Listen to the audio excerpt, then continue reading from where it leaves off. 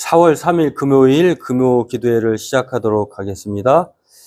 오늘 본문은 21장, 요한복음 21장 18절에서 19절 말씀입니다. 본문 함께 읽겠습니다. 내가 진실로 진실로 내게 이르노니 내가 젊어서는 스스로 띠뛰고 원하는 곳으로 다녔거니와 늙어서는 내 팔을 벌리리니 남이 내게 띠띠우고 원하지 아니하는 곳으로 데려가리라. 이 말씀을 하심은 베드로가 어떠한 죽음으로 하나님께 영광을 돌릴 것을 가리키심이로라. 이 말씀을 하시고 베드로에게 이르시되 나를 따르라 하시니라. 네, 오늘 본문은 부활신앙에 대한 이야기인데요. 오늘 본문을 통해서 베드로에게 예수님께서 하신 말씀인데, 예수님께서 십자가의 죽음의 현장에 계실 때 그것을 3번이나 부인했던 사람이 다름 아닌 오늘 예수님께서 말하는 이 당사자 베드로라고 하는 것입니다. 그런데 이 그렇게 부인하고 떠났던 베드로에게 예수님은 다시 나타나셔서 부활의 주님으로 다시 찾아오셔서 그에게 하신 말씀이 오늘 본문인데요. 오늘 예수님께서 베드로에게 하신 말씀이 다름 아닌 부활신앙이다라고 하는 것을 살펴보고 기도하도록 하겠습니다. 2016년에 그전에는 패션 오브 크라이스트 2004년에 개봉했던 영화인데요. 예수님의 고난과 죽음, 십자가의 죽음을 소개하면서 아주 많은 사람들에게 사랑을 받았던, 또 신앙적으로 의미를 부여한 패션 오브 크라이스트라고 하는 영화가 있었는데요. 2004년도에 있었는데 이 12년이 지난 2016년에 개봉한 영화가 있습니다. 이 영화가 케빈 레이놀즈 감독의 부활이라고 하는 영화라고 하는데요. 이 영화에서도 대단히 이 영화는 좀 다른 점이, 패션 오브 크라이스트는 예수님의 그 고난에 대해서 좀 집중해서 조명했다면 이 부활이라고 하는 이 케빈 레이놀즈 감독의 영화는 이 부활에 초점을 맞춰서 개봉한 영화입니다. 그런데 예수님의 십자가 사건 현장에 있었던 로마군 장교의 변화를 다룬 영화예요. 그런데 이 영화의 성경적 사실을 바탕으로 만든 영화라고 하는데, 로마군, 그때 십자가의 현장이, 죽음의 현장에 있던 로마군의 호민관 클라비우스라고 하는 조셉 파인즈인데, 클라비우스가 주인공인데, 이 사람이 십자가에서 죽은 예수님들과 함께, 그 제자들과 함께 있는 부활을 목격을 합니다. 그러니까 제자들만 예수님 부활해 주님을 본 것이 아니라 그 십자가의 현장에 있었던 그 클라비우스 호민관, 이 군대 로마 군인이 예수님의 부활을 목격을 한 거예요. 그런 다음에 이 사람이 완전히 부활을 목격한 순간 들고 있던 칼을 내려놓고 로마인의 상징이었던 반지까지 빼버리고 변화된 삶을 살아가는 이야기가 이 영화 속에 담겨 있습니다. 그렇습니다. 오늘 본문에 나오는 이 베드로는요, 이제 부활 신앙 이전의 베드로와 이후의 베드로로 우리가 알 수가 있는데요.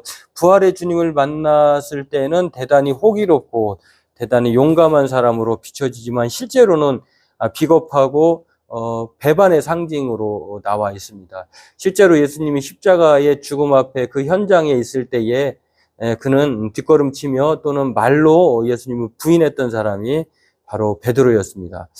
그러나 부활의 주님을 만난 이후에 오늘 베드로의 삶은, 오늘 예수님께서 예고하신 대로 부활 신앙 이후에 베드로는 그전과는 완전히 다른, 호민관 조셉 파인즈, 클라비우스와 같은, 이제 완전히 이전과 이후가, 부활의 이전과 이후와 완전히 다른 사람으로 이렇게 소개가 되는데요.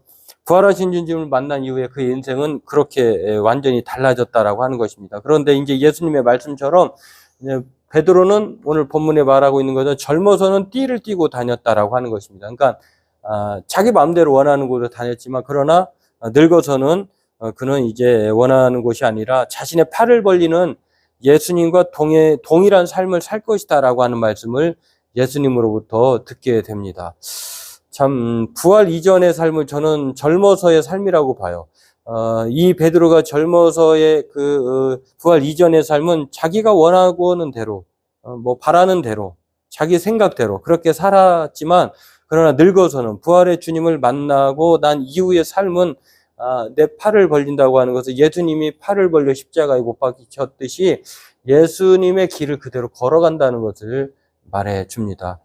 이렇게 베드로의 삶을 예수님은 베드로에게 얘기를 해 주는 것을 볼 수가 있는데, 그렇습니다. 이 젊어서는 나이의 젊음이 아니라 이것은 부활의 주님을 만나기 전에 베드로의 모습이었고, 또 늙어서도 마찬가지로 이전의 삶은, 부활 이전의 삶은 부끄럽고 또 비겁하고 그런 삶이었지만, 이제는 부활의 주님을 만난 이후에 베드로는 부활 신앙을 가진 삶으로 정말 그야말로 거침없고 담대한 베드로의 모습이다라고 하는 것입니다. 실제로 이 베드로의 부활 신앙의 모습은요, 사도행전에 나와 있습니다. 그는 많은 유대인들의 두려움 때문에 이제 곳곳에 그 그리스도를 따랐던, 예수님을 따랐던 사람들은 숨을 죽인 채 조용히 살지만, 그러나 베드로는 이제는 전면에 나섭니다. 죽음을 두려워하지 않죠. 그리고 예수 그리스도를 전하면은 바로 사형에 처함에도 불구하고 그는 곳곳에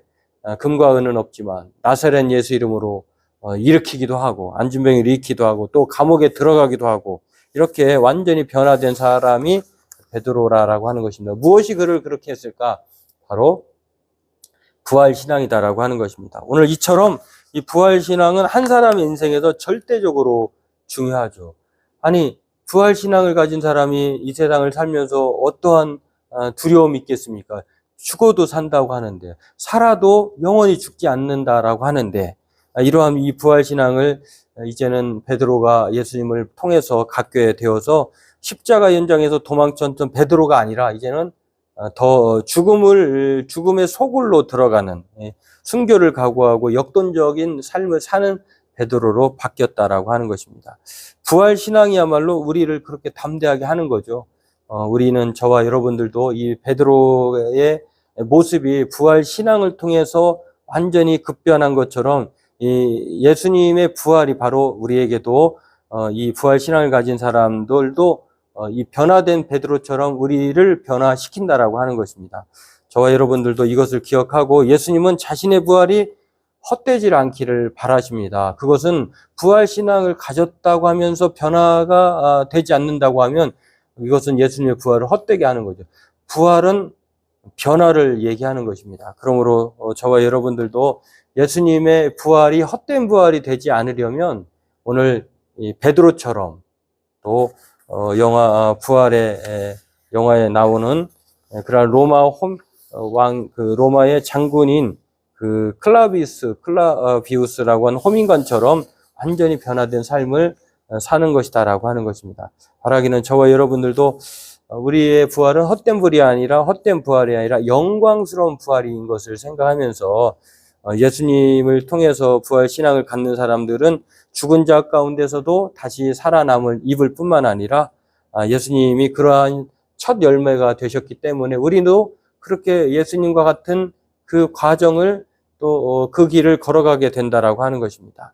그리고 아담 안에서 모든 사람이 죽었지만 그리스도 안에서 모든 사람이 예수를 믿으며 부활의 주님을 믿으면 새로운 삶을 얻는다라고 고린도전서 15장 21절, 22절 그렇게 쭉 이어서 말을 합니다.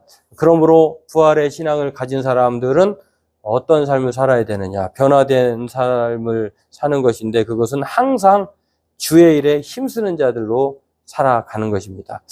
저와 여러분들이 이것을 기억하면서 오늘 이 말씀을 통해서 우리가 부활의 주님을 통해서 헛된 부활이 아니라 영광된 부활을 사는 자가 되게 해달라고, 주의 일에 힘쓰는 자가 되게 해달라고, 영광스러운 부활의 삶을 사는 우리가 되게 해달라고, 우리 각자 말씀을 생각하면서 기도하도록 하겠습니다. 기도하겠습니다.